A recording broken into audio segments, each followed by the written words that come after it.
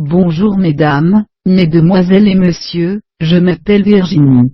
Aujourd'hui, nous allons voir l'interview de Madame Nathalie Kosciusko-Morizet, dans le journal Le Figaro dans le cadre de l'élection législative 11 et 18 juin 2017. Présidente du groupe d'opposition au Conseil de Paris, candidate LR la de la circonscription de Paris. Le Figaro. Quel est le climat de la campagne des législatives ou dans votre circonscription? Vous avez 23 candidats contre vous. Nathalie Kosciusko-Morizet. C'est une campagne inhabituelle, qui fait suite à une séquence politique particulière. Les électeurs sont troublés, en colère, c'est normal. Dans une situation complexe, il faut avoir des idées claires. Je défends la ligne d'une droite moderne, européenne et de progrès que je ne laisserai pas étouffer. On peut être de droite et du centre, et s'inscrire aussi dans une démarche constructive à l'égard du gouvernement. Vous êtes loin de faire l'unanimité dans votre camp. Je suis la candidate des Républicains, et de l'Union des démocrates indépendants. La division et les dissidences, sont la maladie sénile d'une partie des cadres de la droite parisienne. Elles nous font perdre hélas, depuis 15 ans.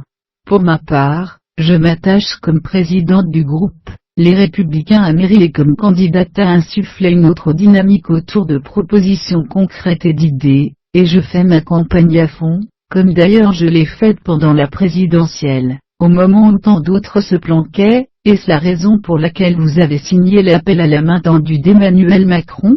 La France vient de perdre 5 ans avec François Hollande.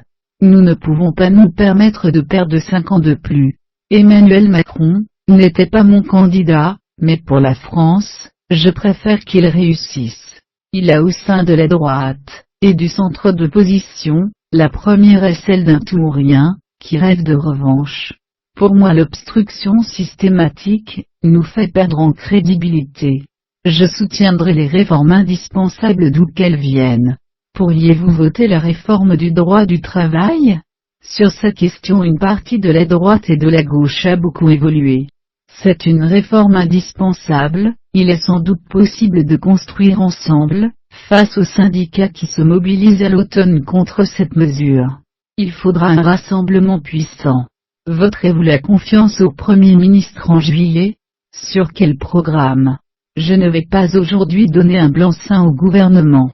Mais je crois que nous pouvons travailler ensemble sur des mesures précises. Je pense par exemple à une loi de moralisation de la vie publique, et la suspension des allocations en cas de recherche insuffisante d'emploi. Je soutiendrai aussi un grand plan d'investissement pour la transition écologique et énergétique. La droite ne risque-t-elle pas de fait d'être macronisée? Pour certains, chez En Marche, il y a une claire volonté hégémonique. Ce n'est ni bon pour le président, ni surtout pour la démocratie. Cela reviendrait à laisser face à face, un grand assemblage des modérés d'une part, et les extrêmes de gauche et de droite d'autre part. Vous avez pourtant souhaité entrer au gouvernement. Je n'ai rien demandé et on ne m'a rien proposé. Il semble que mon nom ait circulé pour le ministère de la Défense. Peut-être parce que le bruit courait déjà en ce moment-là, que ce portefeuille reviendrait à une femme? Que pensez-vous de la composition du premier gouvernement? Je préfère un ministre de droite et les nominations issues de la société civile ne laissent pas indifférente.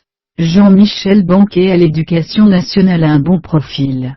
Agnès Buzyn à la santé est une femme de qualité. Nicolas Hulot est un ami avec lequel j'ai travaillé sur le Grenelle de l'environnement, quand j'avais en charge le portefeuille.